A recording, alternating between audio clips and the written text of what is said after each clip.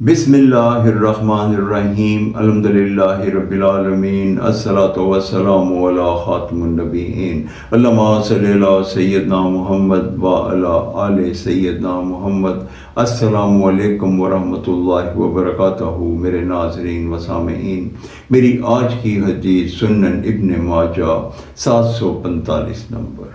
ابو سعید خضری رضی اللہ تعالی عنہ سے روایت ہے کہ امام المرسلین خاتم النبیین رحمت للعالمین حضرت محمد صلی اللہ علیہ وآلہ وسلم نے ارشاد فرمایا کہ غسل خانے اور قبرستان کے علاوہ اللہ کی ساری زمین مسجد ہے۔ اس حدیث مبارکہ کا یہ مفہوم ہے کہ امت محمدی کے اوپر یہ بہت بڑا اللہ کا انعام ہے کہ وہ دنیا میں ہر جگہ پہ نماز پڑھ سکتے ہیں سوائے قبرستان اور بیت الخلاء یا غسل خانے کے۔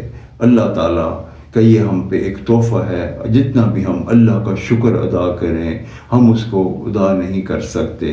اللہ تعالیٰ کی ہم پہ یہ رحمت ہے کہ جہاں پہ بھی نماز کا وقت آ جائے ہم وہاں پہ نماز کو ادا کر سکتے ہیں۔ اللہ تعالیٰ ہمیں جہاں موقع ملے نماز ادا کرنے کی توفیق دے، ہمیں ضرور نماز ادا کر لینی چاہیے۔ السلام علیکم ورحمۃ اللہ وبرکاتہ۔